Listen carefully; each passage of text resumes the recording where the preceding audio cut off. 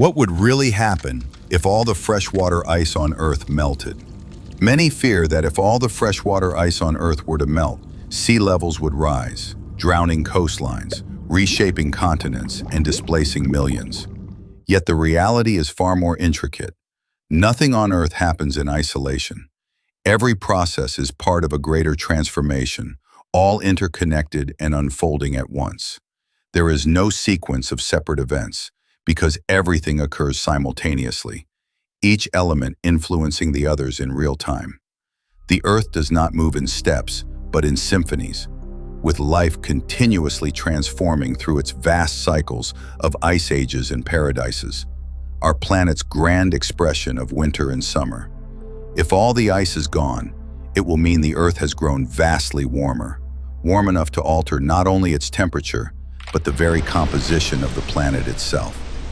A warmer atmosphere will hold far more water vapor, and as heat accumulates, the air will grow heavy with moisture.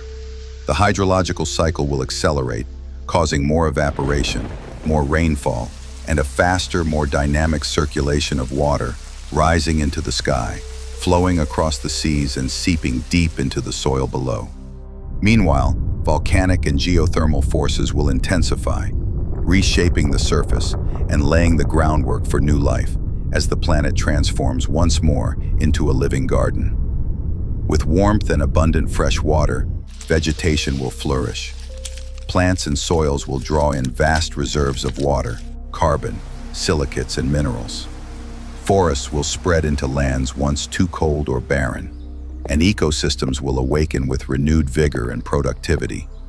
Life will grow more vivid, more abundant, and grander in scale, as biological systems take full advantage of the newfound wealth of liquid water, warmth, higher atmospheric pressure, and dense, nourishing air that fuels growth. Imagine the lushness of California's redwoods, spanning entire continents, a world reborn as a vast, thriving garden, a return to Eden, not as myth, but as living reality.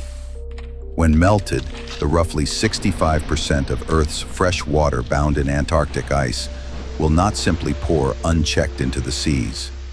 Much of it will rise into the atmosphere as vapor, fall again as rain, and be absorbed into the land and life itself. Water will flow through geological and biological pathways alike, feeding forests, enriching soils, and sustaining the very heartbeat of life. The melting of ice is not a story of rising seas. It is the story of a planet renewing itself through vast, repeating cycles, ice ages and paradises, winters and summers within a great year. In this great turning, air, water, land, fire, and the very DNA of life weave together in new patterns of balance and exchange. Paradoxically, in a deeply warm and water-rich world, sea levels may even fall, not because the water disappears, but because it becomes part of a more dynamic and expansive living biosphere. Ultimately, the melting of ice is about something deeper than rising oceans.